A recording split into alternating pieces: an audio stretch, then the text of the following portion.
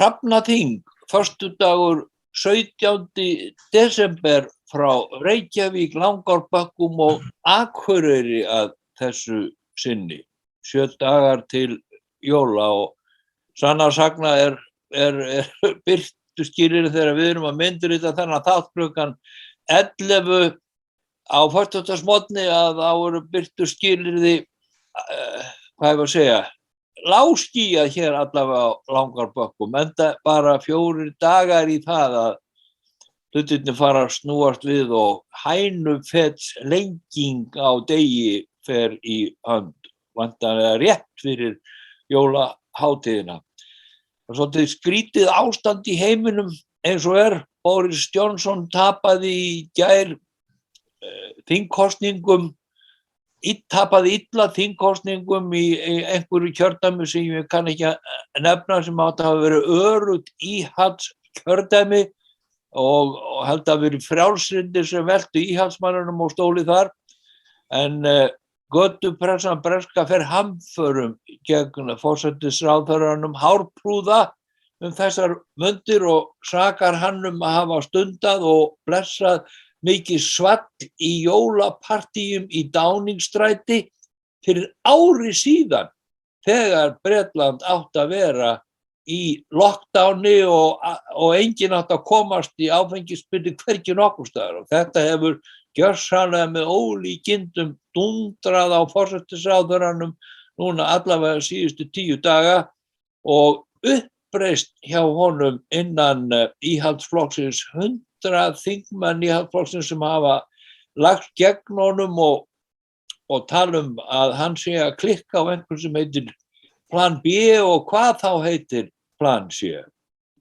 Í Bandaríkjunum að þá Biden forseti að biðja Hæstarétt Bandaríkjanna að setja aftur í gildi fyrirmæli að heilbrigðisstarfsmenn í Bandaríkjunum þurfi að vera bólusettir, að öðru leyti verði þeim vikið frá störfum. Sama í bandaríska hernum að þar því lýst yfir að þeir verði leystir frá herþjónustu, þeir hermenn sem að ekki fallast á að láta bólusetja sig. Þannig að meðan Omikron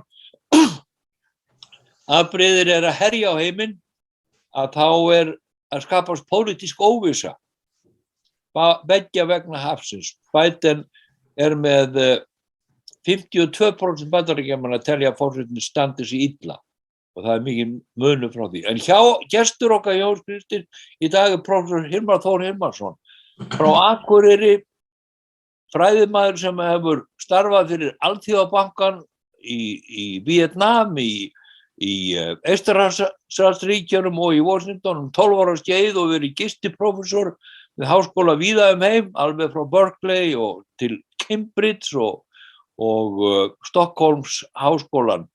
Hann hefur starfaði mikið í Eystrasaltsríkjunum, í Ríga á sínum tíma og horfir svolítið mikið á málefni Úkraínu sem við Jón Kristinn höfum verið að fjalla dálítið undanfarið, enda Jón Kristinn með viðskipti þar, en gaman að fá þig, prófessor Hilmar, þakkaði fyrir að gefa þér tækifæri til að spjalla við okkur.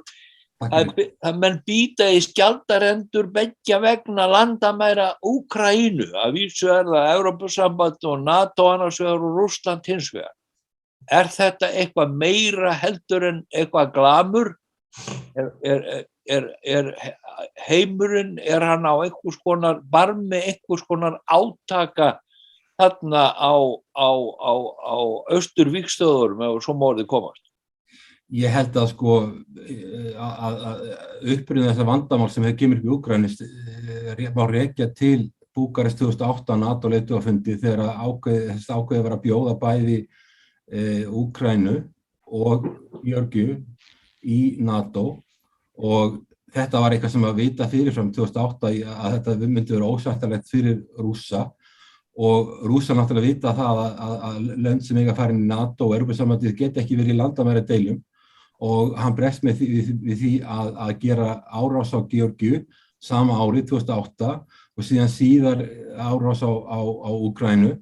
Þannig að það myndi ég segja verið byrjunin á þessu vandamáli, en varðandi sko stríð í Úkraínu, þá held ég að það sé ekki mikla líkur að það verði neitt mjög alvarlegt eða mikið stríð, það liggur alveg fyrir að NATO ætlar ekki að fara í stríð í Úkraínu, þessi ég best veit, og Bandaríkin ekki heldur, það fara ekki með hermenn þarna innan einu ráði allavega, og allavega ekki Bandaríkin, þannig að sko það verða þarna erjur í gangi, getur orðið eitthvað stríð, ég held bara að það sem að sko Pútín að safna þarna herliði að landamærunum til þess að skapa sér ákveðna samningsstöðu gagnvart NATO og Bandaríkjunum og hann vill að, alveg eins og Lúkasjenko í Hvíta-Rússlandi, vill að sé vera að tala við sig og hann vill sé við samningsborðið, að Rússlandi sé sýnd ákveðin virðing, en ég hef ekki trú á því að það verði einhver meiri háttar styrjöld á næstunni. Og Kristinn? Já, sæll og blessaður Halldór og velkomin í Hramnaþingið og gaman að sjá þig. Já, sko, þetta vandamál sem við erum að horfa á í dag er náttúrulega ekki nýtt á nálinni og má alveg rekja til 1991 þegar Sovétríkin liðust í sundur. Hvað gerðist þá? Jú, Úkraína var til í rauninni aftur og það voru gerðir samningar að kjarnavopn Sovétríkjanna sem þar voru stödd myndu hverfa til landamæri Rússlands, þá sem var komin undir stjórn Jeltsin og Úkraínu svona tryggt ákveðin status í alþjóðasamfélaginu sem frjálst og fullvalda ríki. Þetta hefur alltaf verið þyrnir í augum Rússa, því að Úkraína gagnvart sko Rússum hefur alltaf verið sögulega partur af Rússlandi. Líka það að Úkraína ákveðin matarkista Evrópu. Bæði Napóleon og Alexander Mikli, Napóleon og Adolf Hitler litu á Úkraínu sem góð sín land til þess að ná yfirráðum yfir austrinu. Þannig að þetta hefur alltaf verið þyrnir í augum. Það hefur nú verið sagt að Úkraína hafi fengið einhvers konar svona sjálfsidentitet á fyllirí þegar aðalritari sovéska kommúnistaflokksins bjó það í rauninni til sem slíkt 1954 að mig minn, þú kannski leiðir til maður ef það rangt ártal. En hvernig staðan í dag? Jú, að sko það eru tvenns konar pólitísk öfl sko í meginþáttum sem bítast á völdin í Úkraínu. Það eru þeir sem vilja nánari og meiri tengsl við Evrópusambandið og jafnvel ganga í Atlantshafsbandalagið og svo eru það hinir sem líta á Úkraínu sem órjúfanleg að heild af sko Rússlandi að því leytinu til að það bæði að vera mjög sterk og menningarleg og efnahagsleg tengsl á milli landanna og í þessu náttúrulega kristallast sú borgarastyrjöld sem þarna sem kostað hefur 14-15.000 manns lífið og sett 3 milljónir manna á vergang. Þetta eru mikil átök, við fréttum ekki mikið af því hérna heima á Íslandi og íslenskir eða vestrænir fjölmiðlar ekkert að fjalla mikið það en þarna eru daglegt mannfall og miklir bardagar. Munurinn hins vegar á stöðunni núna og 2014 sá að þegar að Rússar þrömmuðinn og tóku Krím sá að úkraínski herinn mikið betur vopnum búinn. Og við kannski ræðum það betur eftir að við förum í bombufræðina sem slíka. En það ljóst að ef Pútín ræðst á Úkraínu núna, þá verður gríðarlegt mannfall á báða bóga. Auðvitað rússneski herinn mikið stærri og öflugri og þeir munu ná, sko herfræðilega munu ná Úkraínu tiltölulega fljótt. En það verður mikið blóðbað og mikill kostnaður og einangrun Rússlands á hinu efnahagslega sviði mun verða alger og þá það spurning og við skulum kannski fara í það núna hvaða leik Pútín að leika? Þetta sko stríð, orða eða athafna? Hvert þetta leið okkur næstu dögum á misserum? Það svo spurning sem við erum að horfa á í dag. Já sko þú nefndir mörg mikilvæg atriði það sem kannski svona ákveð sérstaklega þetta málið það 1994 Budapest memorandum, þar sem Úkraína lét af hendi kjarnorkuvopn til Sovétríkjanna 94 með því skilyrði að landamæri landsins yrðu virt og Rússar voru aðilar að því samkomulagi, Bretar og Bandaríkjamenn og þeir létu henda kjarnorkuvopn til Rússlands og það var hugmyndin svo að hafa sér fæst að kjarnorkuvopn væri í höndum sem eins fárra ríkja eins og hægt væri og það náttúrulega svo gerist þetta með Krímskaga. Nú með þetta mál held ég að fyrir Rússland Úkraína álíka mikið kannski svo Kanada fyrir Bandaríkin. Við getum ímyndað okkur hvernig Bandaríkin myndu bregðast við ef að Kanada færi að semja varnarbandalag við Kínverja eða Rússa, þetta bregðast mjög hart við. Þannig að Putin bregst mjög hart við þessu máli og sem alveg skiljanlegt. Ég held að það sem Putin vill fá yfirlýsing, algjör hrein yfirlýsing frá Úkraínu og frá NATO og Evrópusambandinu að Úkraína muni aldrei fara inn í NATO.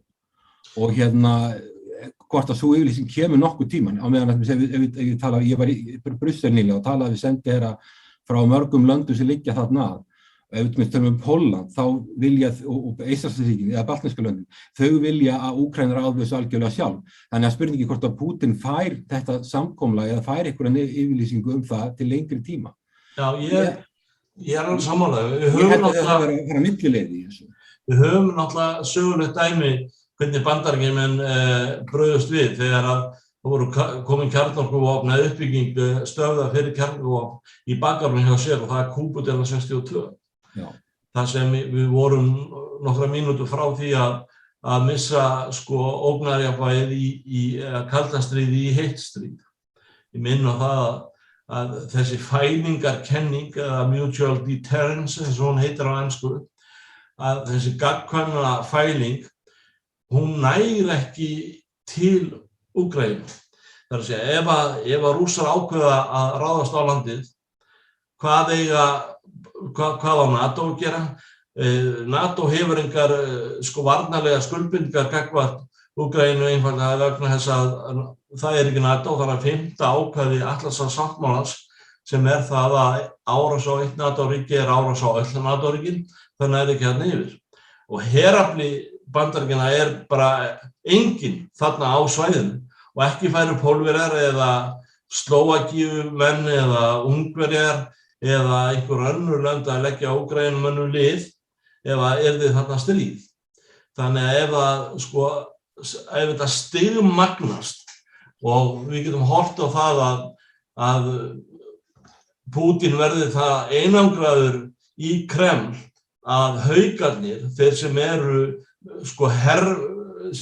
herfræðilega sinnaðir að því leytinu að þeir vilja prófa mátt Rauða hersins inn í Úkraínu og þeir trúa því að Bandaríkin og Atlantshafsbandalagið muni ekki gera neitt ef að Pútín einangrast með þessu liði, alveg eins og var að koma fyrir Kennedy á fyrstu dögunum í Hvíta húsinu þegar að menn voru að tala við Khrushchev og trúði því virkilega að Khrushchev myndi setja upp þessa meðaldröfu flaugar sem hefði þá náð öllum mikilvægum hernaðarlegum mannvirkjum í Bandaríkjunum á nokkrum mínútum.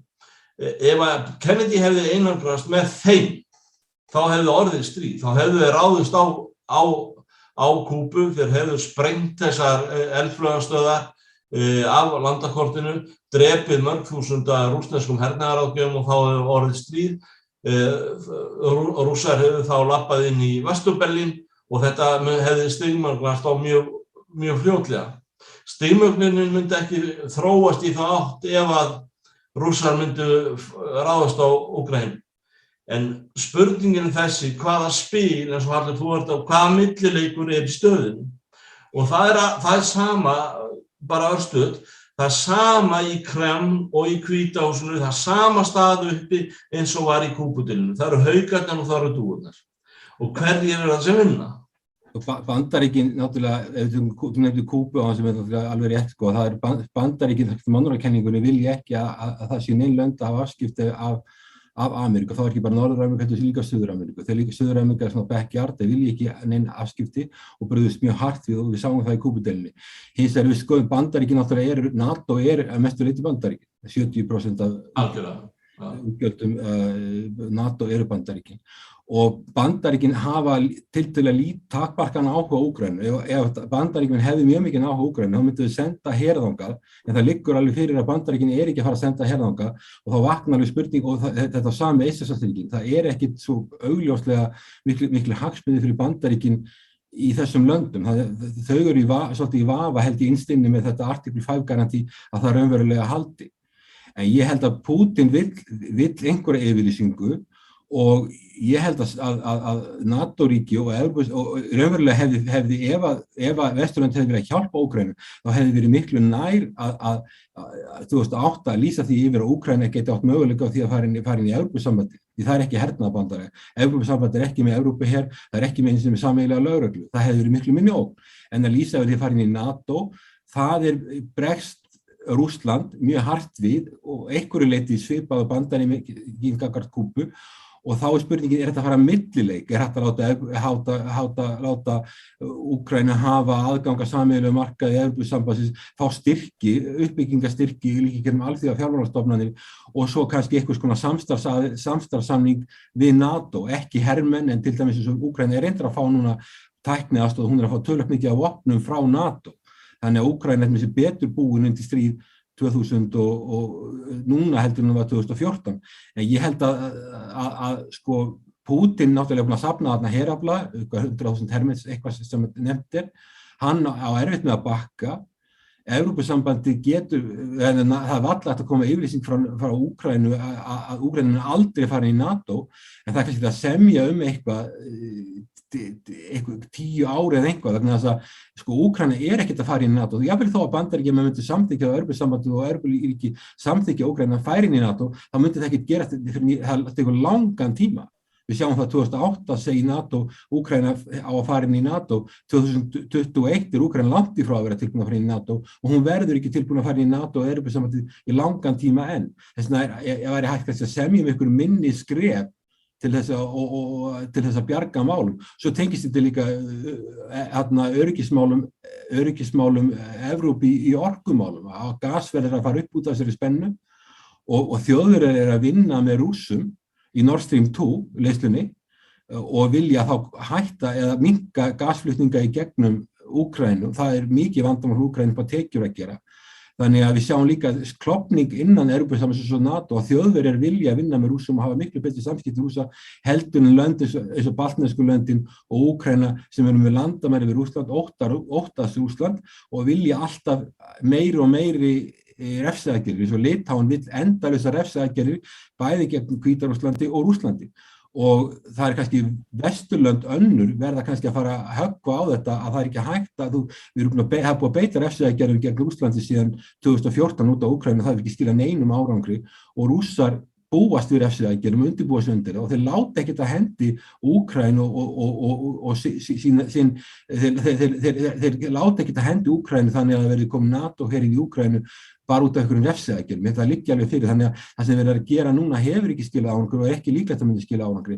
Nema að semja, gera eitthvað svona millileik og semja millileik og þá kannski meira efnahagsuppbyggingu og eitthvað og aðganga sameiginlega markaði Evrópusambandsins heldur en þetta. Má ég skjóta aðeins inn hjá okkur Úkraínu sérfræðingum, talað austurhéruðin og sem sagt rússneski herinn, þessir 100.000 manns og hergögn og annað sem þar eru. Hvaða hvers virði þessi austurhéruð og hversu stór hluti af Úkraínu þetta? Möguleiki að Pútín myndi innlima einhvern hlut af Úkraínu? Þetta einhver landbúnaðar hér eða þetta einhverjar sléttur sem ekkert framleiða en það talað aðskilnaðar sinna sem að búa í austurhluta Úkraínu og tala rússnesku og eru meiri rússar heldur en eru Úkraínumenn. Það einhvers konar einhvers konar landamerkja lína þarna á milli?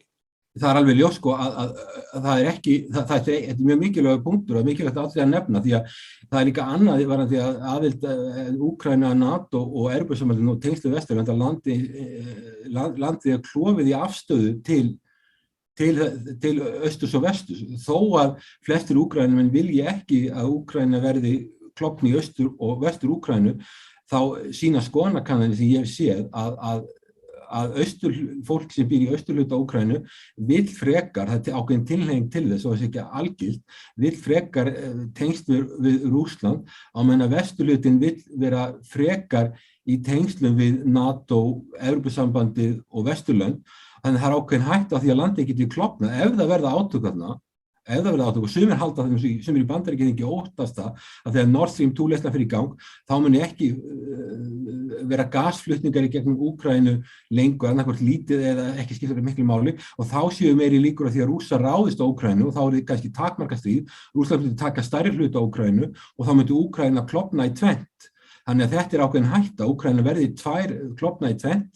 Það er það sem getur komið út úr þessu, sýnist mér, ef það verður ekki samið neitt. Það er ákveðin hætta á því. Þetta náttúrulega þegar orðið, sko, Úkraína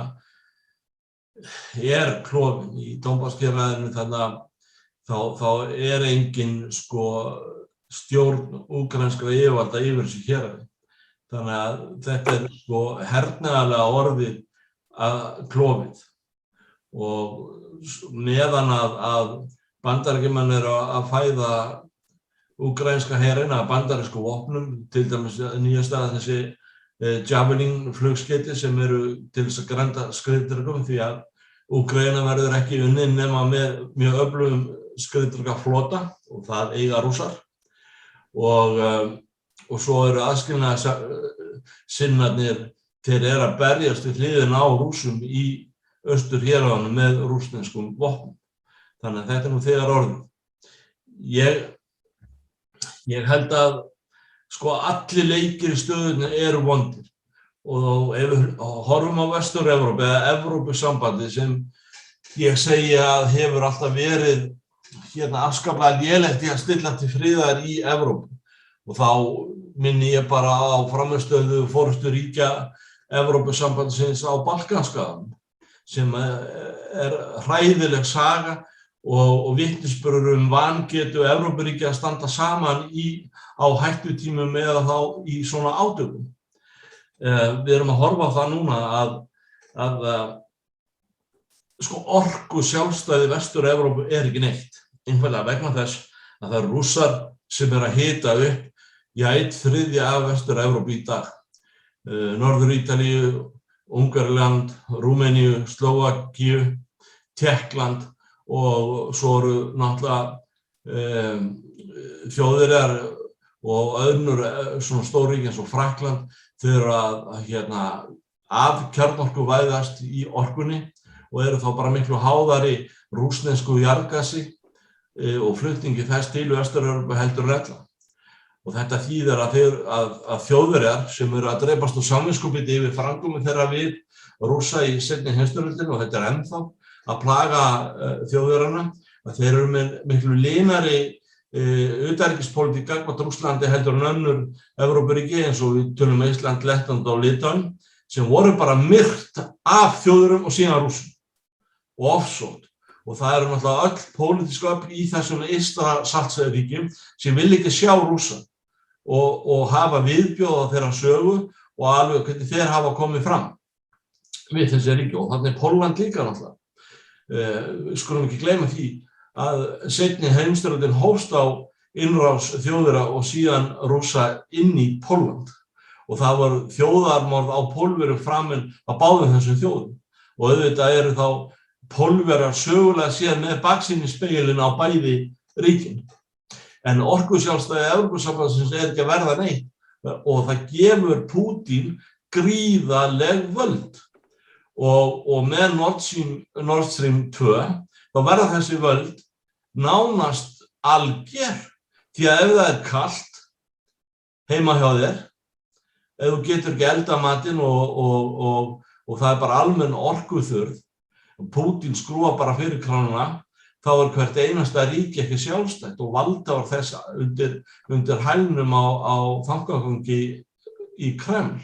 Þannig að þetta er miklu flóknara mál og Bandaríkjamenn eru kannski ekki að skilja þetta því að þeir eru ekki háðir Rússum varðandi neitt. Og það er sem þú segir alveg að þessar efnahagsþvinganir sem voru settar á eftir að þeir innlimuðu Krím bara grín og eitt mesta pólitíska grín milli þjóða á 21. öldinni. Vegna þess að þetta gaf bara Rússum ennþá meiri kjark til þess að standa með Pútín, auka hans völd og gefa honum ráðning til þess að dólgast með lönd eins og Georgíu, Hvíta-Rússland og minni ríki innan rússneska ríkjasambandsins sem við heyrum aldrei af. Það hafið þið heyrt þessi smáríki sem Rússar bara stýra eftir hvernig Pútín bendir puttunum. Tatarstan til dæmis, Það enga fréttir af því en þarna það á að vera sjálfstjórnarhéraði en það ekki, það algjörlega undir hæl Pútíns hvernig því landi stjórnað. Og málið að það engin góð millileið í þessu máli. Vesturlönd gerðu gríðarleg mistök og það sýnir bara vanhæfni í vestræna leiðtoga og þankagangi Rússa. Þeir vilja þeim sé sýnd virðing, þeir vilja vera með í alþjóðasamfélaginu sem aðalleikendur eins og voru þegar Sovétríkin voru til. Og það þýðir ekkert að koma fram við Rússa eins og einhver pyramíd. Þeir eru kannski með hagkerfi, stærsta land í heimi, þeir eru kannski með hagkerfi, á flatarmáli, þeir eru með hagkerfi á stærri við Spán. Og Pútín veit það alveg að ef hann ræðst á Úkraínu, þá mun það setja rússneskt hagkerfi algjörlega á hliðina. En honum alveg sama, Rússar alveg vanir því að frjósa í hel og láta óvininn bara bíða í kuldunum og drepast þar þangað til við ráðast á hann. Sögulega séð hefur það alltaf verið kuldinn sem hefur bjargað Rússum. Og enda þeir núna að tala að þeir ætla að ráðast á Úkraínu þá það í janúar, Af hverju það? Það vegna þess að þá bara allt frosið og menn eiga lítið með að hreyfa sig hernaðarlega sérstaklega þegar menn að tala Vesturríkin sem kunna geta berjast í frosti en Rússar eru sérfræðingar í því. Gerum hér örstutt hlé til að koma jólakvæðum hér á Hrafnabyrgi, komum tilbaka eftir örskamma stund. Við óskum viðskiptavinum okkar gleðilegra jóla og farsældar á komandi ári. Gentle Giants of Húsavík. Við óskum viðskiptavinum okkar gleðilegra jóla og farsældar á komandi ári. Guðmundur Tyrfingsson, GTS EHF. Við óskum öllum viðskiptavinum okkar gleðilegra jóla og farsældar á komandi ári. Íslift EHF. Við óskum öllum viðskiptavinum okkar gleðilegra jóla og farsældar á komandi ári. Kapp EHF. Við óskum öllum kærum viðskiptavinum okkar gleðilegra jóla og farsældar á komandi ári. Mótex, við erum mótandi. Við óskum öllum okkar kæru viðskiptavinum gleðilegra jóla og farsældar á komandi ári. Sigtún Þróunarfélag. Við óskum viðskiptavinum okkar gleðilegra jóla og farsældar á komandi ári. Snarpur EHF, framkvæmdafélag. Við óskum viðskiptavinum okkar gleðilegra jóla og farsældar á komandi ári. Teitur Jónasson EHF. Við óskum viðskiptavinum okkar gleðilegra jóla og farsældar á komandi ári. Þ. G-verk.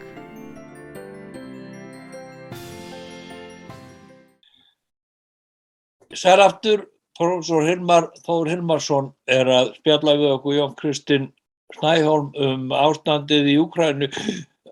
Mér var hugsað til þess að Tass-fréttastofa sagði frá því í gær og hafði eftir Zelenský, forseta Úkraínu, svona Jón Gnarr þeirra Úkraínumanna ef að ráða má því hvað það að Zelenský myndi í viðræðum sínum við Pútín út af ástandinu sem þar ræða Nord Stream leiðsluna. Þannig að Zelenský, þessi grínisti, að hann ætlar að hefja viðræður einhvers til að væntanlega til að minnka spennu eða gera eitthvað slíkt með því að hafa undir hendinni plagg Nord Stream sem liggur í gegnum Úkraínu. Og það sem ég að velta fyrir mér með þetta ástand sem í Úkraínu og þessi gasleiðsla Nord Stream sem eins og Jón Kristinn segir sem mun kynda upp þriðjung atvinnuvega og heimila í Vestur-Evrópu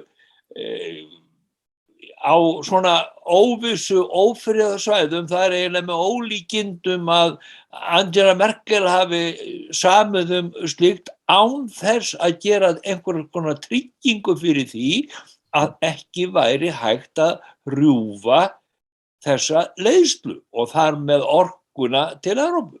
En Ingvar Rafn, ég ætla aðeins að leiða þetta, Nord Stream liggur ekki í gegnum Úkraínu. Hún er frá Rússlandi í gegnum eystra saltið í sjónum og niður til Þýskalands. Það aðrar gasleiðslur hins vegar sem liggja frá Rússlandi í gegnum Úkraínu og það sem gerðist til dæmis 2008 og varð til þess að menn fóru að toga Úkraínu til Evrópusambandsins og inn í NATO var einfaldlega vegna þess að Úkraínumenn voru að stela gasi af Rússum. Þeir voru að tappa framhjá leiðslunum og ræna gasi og það fór svo í taugarnar á Rússum og sérstaklega bara þeim sem voru að selja þetta gas sem Gazprom og fleiri stórfyrirtæki sem eiga náttúrulega Pútín og hafa gert Pútín að ríkasta mann í heimi þó að það komi hvergi fram á neinum listum að þeir bara skrúuðu fyrir gas til Vestur-Evrópu og höfuðborg Slóvakíu til dæmis, hún bara fraus yfir jólin. Mér langar aðeins að koma að stað, varandi þetta þú talar að klofningur austur og Austur-Úkraínu hafa sér stað, ég líti ekki þannig á það og taka Donbass og Krímskagan. En ef að Úkraína klofnar, þá getur þetta farið þannig að hún fari alveg í tvennt og það verði skipta landinu formlega.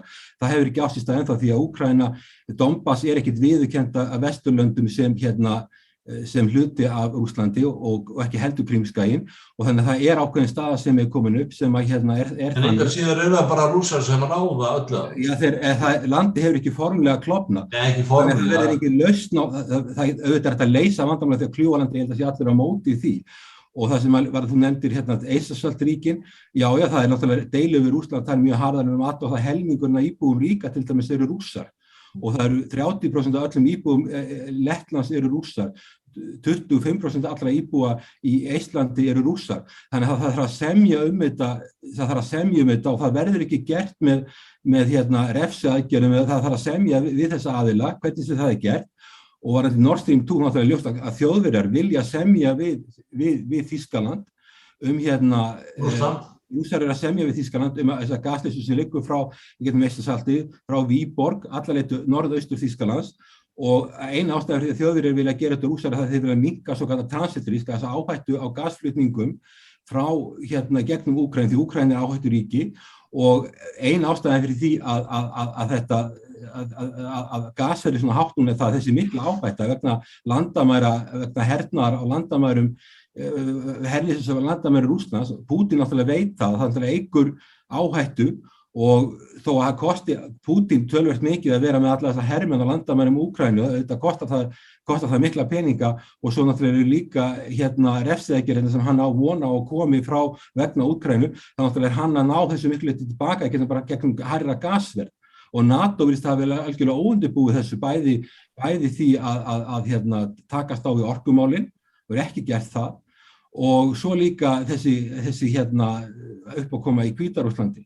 Þannig að ég held að það þarf að semja þetta með einhverjum hætti og ég held að stríð slæmi kostur fyrir Úkraínu. Úkraína ef það við stríð, þá mun það stríð vera milli Rússlands og Úkraínu. NATO mun ekki koma inn í það að neinum afli og heldur ekki Bandaríkin. Og þannig það líka slæmlaust, þannig ég held að þurfa að semja um einhverja millileið. Zelenski, hann getur ekki komið með raunhæfa lausnin. Hann alltaf veikur í stöðunni til þess að geta gert þetta, þannig að Evrópusambandið og Bandaríkin þurfa að viðurkenna að það voru gerð mistök 2008, það þarf að leiðrétta þau og finna einhverja millileið til að semja þetta ekki formlegan klofning Úkraínu í 2 ríki, heldur millileiði Rússa og það líka annað í þessu. Bandaríkin hafa ekkert efni á því að vera í stríði við Rússa núna og heldur ekki Evrópusambandið, vegna þess að aðal vandamál Bandaríkjanna ekki Rússland, aðal vandamál Bandaríkjanna Kína. Og Bandaríkin að færa liðstafla frá Evrópu og hefur minnkandi áhuga Evrópu til Kína og þannig að það skiptir miklu máli fyrir Bandaríkin og líka fyrir Evrópusambandið og fyrir NATO að semja við Rússland sem fyrst þannig að það sé ekki stríði gangi þar og það sem var vandræðalegt við Nord Stream 2 það af því að Þjóðverjar voru að semja við Rússa, Donald Trump sagði til dæmis í Jens Stoltenberg að Donald Trump var mjög mikið á móti Nord Stream 2 leiðslunni, hann sagði að meðan Þýskaland að biðja Bandaríkin vernd kringum NATO, þá biðja vernd, þá NATO, þá verið að dæla gasi til frá Þýskalandi til Rússlands, dæla peningum, þannig að Rússar geta þá styrkt sína stöðu gagnvart Úkraínu og sem þykir hernaðarlega. Þannig að þetta svona mótsagnakennt þarna í gangi. En ég held að þjóni hagsmunum allra að finna einhverja diplomatiska millileið á þessu heldur en að halda þessu áfram.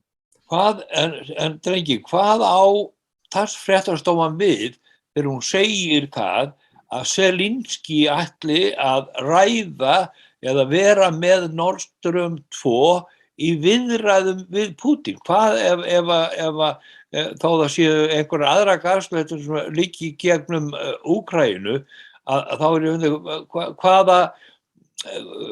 hvaða vikt hefur Nord Stream 2 fyrir Úkraínu eða fyrir Úkraínu forseta að koma með í handjæðrunum til viðræðina við Putin eitthvað sem snýr að þessari gasleiðslu? Alls engan. Ég get ekki að segja að það hafi neitt með innan ríkis eða utanríkismál Úkraínu að gera. Þetta miklu stærra mál og blandast kannski bara inn í þessa deilur og það getur vel verið að Putin sé að hnykla vöðvana á landamærum Úkraínu til þess að eiga þá greiðar aðgang með sína hagsmuni í gegnum orkusöluna með Nord Stream 2. Það getur vel verið. Við megum hins vegar ekki gleyma einu að sá sem situr í Hvíta húsinu núna hafði með málefni Úkraínu að gera þegar hann var varaforseti Obama og ber ákveðna ábyrgð á aðgerðaleysi Obama stjórnarinnar þegar að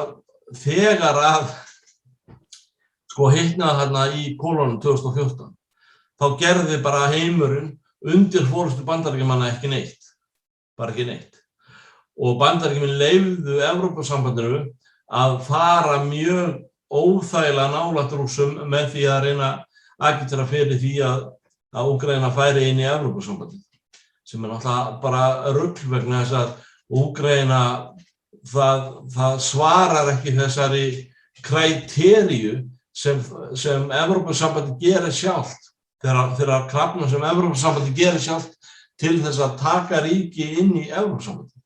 Þannig að þetta voru evrópsk mistök og ástandið því bæði Evrópusambandinu og Bandaríkjamönnum að kenna að mörgu leyti og þeirra bítu og nálinu með þetta núna, því miður. Þetta minnir óþægilega á ástandið í Evrópu svona 33 til 39 þegar að það var eitt brjálæðingur, eða rauninni 2-3 brjálæðingar sem ríktu í Evrópu, þannig að það var Adolf Hitler og Mussolini og svo Franco og það var öld fasisman sem þá réði í Evrópu og öll Evrópuríki fyrir utan Bretland og Norðurlöndin voru meira og minna fasísk, með fasískum elementum.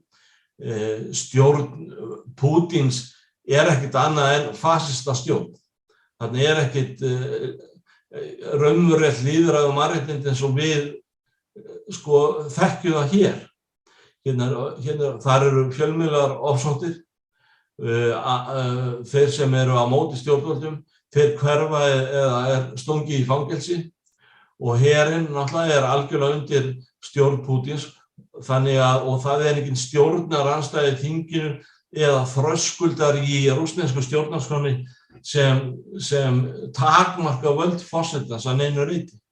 Þannig að þetta hættu ástand og auðvitað rétt að það þarf að reyna að ná einhverjum pólitískum markmiðum með því að þarna verði friður. Hættan sú að, eins og ég sagði áðan, að Pútín einangrist með harðlínumönnunum og hann hefur enga kosti eftir en að láta knýja fylgja kviði og ráðast á Úkraínu í fullvissu þess að Evrópusambandið og Atlantshafsbandalagið gerir bara ekki neitt. Og hvernig var þetta? Förum við aftur í söguna. Hvernig var þetta með Stúdentahéruðin 38? Hvernig var þetta með Austurríki? Þegar Adolf Hitler fór þarna inn og tók þessi ríki og Vesturlönd gerði ekki neitt. Og þetta mjög svipað ástand að þessu leyti, sögulega séð. Þú talar um Rúmeníu 2008 sem þá upphafið að forsetatíð Obama og það náttúrulega Biden varaforseti. Nú spyr ég, var þessi ráðstefna í Rúmeníu, er Obama orðinn forseti og Biden varaforseti, þannig að Biden hafi einhver 12 ára söguleg tengsli við það sem gerðist á þessum fundi? Ég held þessi að Úkraína færi inn í NATO að þetta ákveð 2018 það tengist líka Evrópusambandið, þannig að það sem gerist Bandaríkin vilja að öll ríki í heiminu séu lýðræðisríki, svona Amerikanstæl. Þau vilja flytja, skapa heiminn svolítið í sinni mynd og hugmyndin var sú að gera Úkraína að lýðræðisríki. Og þetta fyrir langt út fyrir NATO-svæði, við höfum sjáum þetta í Afganistan og við sjáum þetta líka í Írak, en og svo náttúrulega þegar Evrópusambandið stækkar þá sjá Bandaríkin sér hag í því að nýta sér það til þess að gera fyrrum leppríki og svo ríki Sovétríkjanna að lýðræðisríkjum. Það það sem að gerist þarna. Ég held að það sé þessi stóra pólitíska mynd að Bandaríkin vilja, þetta kallað neoliberalism, gera sem flest ríki að lýðræðisríkjum og því hugmyndin svo að lýðræðisríki fari ekki í stríð hvort við annað, það verði betra stjórnarfar, það verði meiri hagvöxtur og svo framvegis. Þannig að þetta gert með það í huga og Úkraína átti að vera hlutan þeir pakka. Vandamálið bara það að það er ekki alveg augljóst, sýnist mér, að Evrópa þurfi að stækka endalaust. Hver þörfin fyrir það að Úkraína fari inn í NATO og að bæða Evrópusambandið og NATO stækki endalaust? Evrópusambandið þegar í vandræðum með að geta unnið með þeim löndum sem þar eru þegar fyrir. Úkraína ansi stór biti, myndi ekki ráða við það og maður sér ekki alveg brýna þörf fyrir að Úkraína fari inn í NATO og það mjög hörð andstaða við það, þannig að það sem ég að segja þetta voru ákveðin mistök sem það voru gerð og það vind ofan að þessu og það þjónar ekki hagsmunum Bandaríkin að standa í þessu vegna Kína og svo líka út af þessu Úkraínumáli þá Bandaríkin líka komin út af Nord Stream 2 í ákveðna spennu við Þýskaland. Vegna þess að Þýskaland vill vinna með Rússum, vill og skynjar, þarf ódýrt gas, vill kaupa ódýrt gasa af Rússum, búin að leggja í fjárfestingu á 1500 milljarða íslenska króna eða 10 milljarða evra þarna í gegn og auðvitað tapar Úkraína einhverjum tekjum á því en það eitthvað sem annað mál. Þannig að ég held að það þarf alveg að endurskoða þessar hugmyndir sem urðu grundvöllur þess að Úkraína færi inn í NATO og Evrópusambandið, það hugsað nýtt að finna einhverja millileið þannig að Úkraína geti vaxið aftur. Úkraína í algjörri sjálffeldu núna. Það lítill sem engin hagvöxtur í landinu, lítil uppbygging. Úkraína búin að tapa 10 milljónum manna síðan að landið hlaut sjálfstæði frá Sovétríkjunum 1991 og sem sama og öll Svíþjóð. Og það sem skuggalegt líka við þetta það að þetta yngsta og bestmenntaða fólkið. Og þetta líka önnur mótsögn í þessu líka, vegna þess að þetta fólk sem hefur farið frá Úkraínu og lent farið aðallega til Vesturlanda, það náttúrulega í sjálfu sér góðar fréttir fyrir Þjóðverja og Pólverja og slíka þjóðir því að þarna að fá tiltölulega velmennta fólk frá gömlu ríki til að vinna fyrir sig. Þannig raun og veru má segja líka það, önnur vídd í þessu, að Evrópusambandið hefur ekki verið undir mikilli press að leysa Úkraínu vandamáli vegna þess að það hefur öðrum þræði hagnast af þessu, grætt af því að fá yngra fólk og Þýskaland náttúrulega þar bæði yngra fólk og svo þar náttúrulega líka ódýrt gas, það að keppa við Austur-Asíu og það að fá það frá Rússlandi. Það gasið frá Rússlandi og svo færið það hérna unga fólki frá Úkraínu. Þannig að þetta ákveðin vandi, Úkraína ákveðin fórnarlamb þessara atburða og ég held að þurfa að semja þetta með einhverjum millileik, ekki með því að reyna að beita úr Rússlandi áframhaldandi efnahagsþvingunum. Það hefur ekki skilað árangri og hernaðarlausnir ekki heldur til. Ég meina loftherr Úkraínu flugherr ónýtur, þeir hafa varla nokkuð herskipaflota, kannski landherinn eitthvað, þeir fá eitthvað vopn frá Bandaríkjunum en hernaðarlausnin hún slæm bæði fyrir Úkraínu og hún væri líka mjög slæm fyrir Rússland. Við sáum það að lönd sem fara inn í þróunarríki, eða hálfgerð þróunarríki, við séum þetta í Afganistan, við séum þetta í Írak, við séum þetta saman til löngu síðan í Víetnam, það væri mjög slæmt fyrir Rússa að lenda í einhverjum langtíma hernað í Úkraínu. Ég held að þeir viti það alveg og þeir vilji það ekki. En hver á að semja? Tíðrætt það að það þurfa að semja. Það eru 13 ár frá þessu fundi í Rúmeníu þar sem þessi innangæsalappa mistökur í gerð. Hver á að semja? Hver það sem er það nýji kanslarinn sem þarf að gera það? Er það Stoltenberg fyrir hönd NATO? Ég meina, þeir voru að klára fyrir viku síðan Biden og Putin 2 klukkustunda fund og síðan hélt Putin klukkutíma fund með Kína-leiðtoga í gær þar sem var svona verið að efla tengslin sín og Sovjet-tengslin á milli og þá er spurningin hver yrði samningsaðili, hver myndi boða til fundarins, það haldan í Helsinki eða í Vínarborg einhvers staðar þar sem að innangæsalappa var einhvers konar hlutleysi, hver á að boða til fundarins og hver á að sitja í kringum borðið? Það er alveg ljóst að Evrópusambandið og Bandaríkin verða að koma að þessu máli. Eva Zelenský, við munum það að þegar Janukovič sagði við Úkraínu að Úkraína væri ekki að gera samkomulagið við Evrópusambandið Association Agreement heldur semja við Rússa, hann var hrakinn úr landi. Eva Zelenský fyrir að tala það núna að fara einhverja millileið og að Úkraína sé ekki að fara inn í NATO og ekki Evrópusambandið, hann hugsanlega hrakinn frá völdum. Það eru mikla væntingar í Úkraínu að Úkraína sé að fara í NATO og Evrópusambandið og muni gera það. Auðvitað verða Bandaríkjamenn að koma að þessu, hver sem forseti Bandaríkjanna, og svo verður Evrópusambandið að koma að þessu. Auðvitað spila Þjóðverjar mikið hlutverki því að það er formlega Evrópusambandið sjálft sem að koma að þessu, því það þarf að bjóða Úkraínu eitthvað út á þetta. Til dæmis að Bandaríkin þarf að koma að þessu því að Alþjóðabankinn þarf að koma að þessu. Alþjóðagjaldeyrissjóðurinn þarf að koma að því að aðstoða Úkraínu í hennar efnahagsmálum. Úkraína í rúst í efnahagsmálum. Þróunarbanki Evrópu, Fjárfestingarbanki Evrópu. Það þurfa að koma til þess að Úkraína þarf að fá eitthvað til uppbygginga líka í staðinn fyrir að semja. Þannig ég held að þetta verður ekki leyst innan Úkraínu, þetta verður ekki leyst milli Úkraínu og Rússlands. Evrópusambandið og Bandaríkin verða að koma að þessu með því að það Úkraína fái eitthvað í staðinn og fái einhverja lausn á sínum málum til lengri tíma litið. Jón, Kristinn. Ég held að þetta sé alveg rétt. Eins og ég lít á málin og ég kannski tala út frá vantrú minni á að Evrópusambandið sé hægt að leysa svona stórt og viðkvæmt málefni og vísa þá bara til annarra deilna sem hafa verið í Evrópu á ofanverðri 20. öldinni að það sem Evrópusambandið hefur ekki nýst sem afl í utanríkismálum. Þá getum við talað baráttunni gegn hryðjuverkum, við getum talað ástandið á Norður-Írlandi í gegnum alla 20. öldina. Ég held að þetta sé þríhliða viðræður sem munu eiga sér stað, það eru Bandaríkin, Rússland og Úkraína.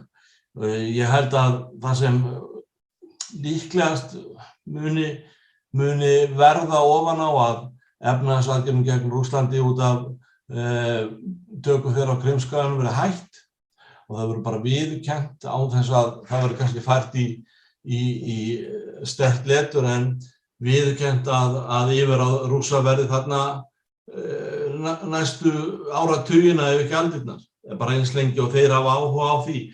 Það er kannski hægt að stytta það kannski við valdatíma Pútíns en Rússar ekkert að fara að láta Krímskaga hendi og þessar refsiaðgerðir Vesturlanda eru bara grín og menn munu hætta því þannig að Pútín hafi sigur á hólmi heima fyrir og getur veifað því og dregið þá heraflan tilbaka því að það er mjög dýrt að hafa svona herafla basiraðan á öllum landamærum Úkraínu og Rússlands. Það er gríðarlega dýrt. Ég held að þá muni Úkraína fá í staðinn einhvers konar EES status gagnvart Evrópusambandinu, líkt og við Íslendingar höfum og það verði þá mjög mikil efnahagsleg aðstoð og tækniaðstoð til Úkraínu frá Vesturlöndum og þar vil ég horfa til Íslands því að Vestur-Úkraína flýtur á heitu vatni sem ekki, þeir hafa ekki getu, tækni né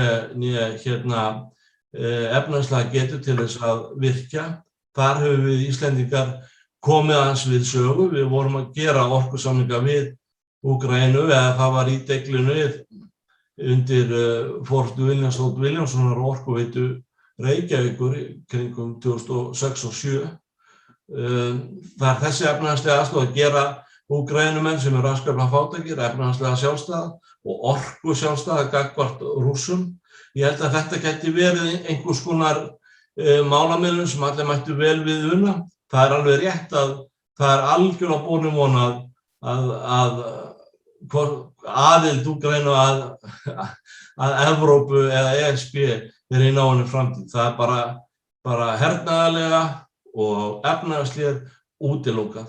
En með fríverslunarsamningi á EES grundvelli við Evrópusambandið þá myndi Úkraína ná mjög fljótt að ná sér efnahagslega. Við tala nú um að lítið ríki eins og Ísland myndi koma mjög massíft inn með orku þróun og hjálp í gegnum Evrópusambandið og Rússland myndi fá viðskiptahömlum á sig aflétt og Nord Stream myndi þá ganga í gegn á viðskiptalegum grundvelli. Því við verðum að trúa því að frjáls viðskipti séu það eina sem stuðla að friði í heiminum.